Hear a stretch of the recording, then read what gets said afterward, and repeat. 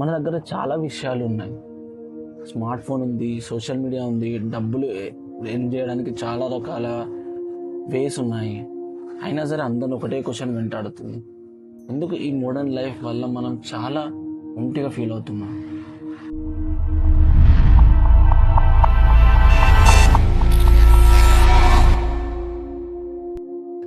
మన ముందు జనరేషన్ కంటే మన జనరేషన్కి చాలా చాలా ఆపర్చునిటీస్ ఉన్నాయి. మనకి చదువు ఉంది, సైంటిఫిక్ నాలెడ్జ్ ఉంది, దాంతోపాటు మనకి ప్రపంచంతో కనెక్ట్ అయ్యే టెక్నాలజీ కూడా ఉంది.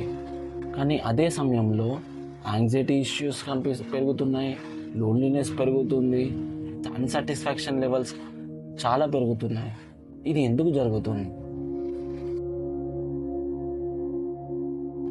మన బ్రెయిన్ విచిత్రంగా పనిచేస్తుంది. మనం ఒక గోల్ పెట్టుకుంటాం, ఫర్ ఎగ్జాంపుల్ మంచి జాబ్ లేకపోతే ఒక మంచి శాలరీ. ఆ గోల్ రీచ్ అయ్యే వరకు మనం ఎగ్జైటెడ్గా ఉంటాం. కానీ వన్స్ ఆ గోల్ రీచ్ అయిన తర్వాత హ్యాపీనెస్ ఎక్కువసేపు ఉండదు. మళ్ళీ కొత్తగా ఇంకో గోల్ పెట్టుకుంటాం, మళ్ళీ దాని వెనుక పరిగెడతాం. ఈ సైకిల్ అస్సలు ఆగదు. దీనికి ఇంకో రీజన్ కూడా ఉంది, అది సొసైటీ.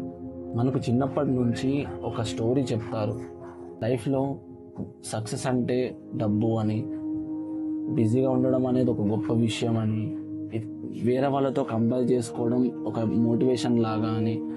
ఈ స్టోరీలో ఒక ఇంపార్టెంట్ విషయం మిస్ అయింది.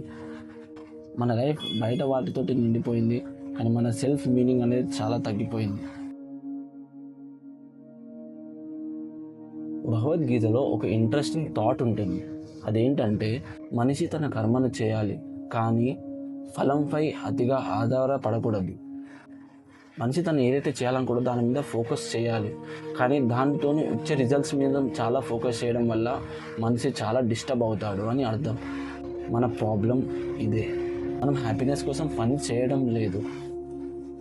ఏదైతే మనకు ఒక గుర్తింపు కోసం, ఒక రికగ్నిషన్ కోసం మాత్రమే పని చేస్తున్నాం. దీనివల్లే మనం ఒక ఎంప్టీనెస్ అనేది ఫేస్ చేస్తున్నాం, ఫీల్ అవుతున్నాం. మేబీ మనం ఎంప్టీగా ఫీల్ అవ్వడానికి రీజన్ సక్సెస్ లేకపోవడం వల్ల కాదు, మనకి నిజంగా ఏం కావాలో దానికి టైం ఇవ్వకపోవడం వల్ల.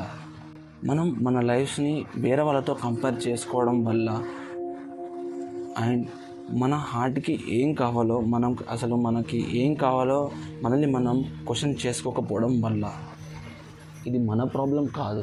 మనకి అవేర్నెస్ లేకపోవడం వల్ల బయట ప్రపంచాన్ని గెలవడం కంటే మనల్ని మనం అర్థం చేసుకోవడం ఇంపార్టెంట్ అని నా ఫీలింగ్. మీకు కూడా మీ లైఫ్ ఎంప్టీగా అనిపిస్తే అదొక వీక్నెస్ కాదు, అదొక సైన్. మీ మీద మీరు ఎక్కువగా ఫోకస్ చేయండి. నేను రీసెర్చ్ చేసిన విషయాల్లో తెలిసిన విషయం ఇది. ఇలాంటి విషయాలు కలిసి ఎక్స్ప్లోర్ చేద్దాం. మీ ఒపీనియన్ కూడా కామెంట్ సెక్షన్లో కామెంట్ చేయండి. And do subscribe. బాయ్.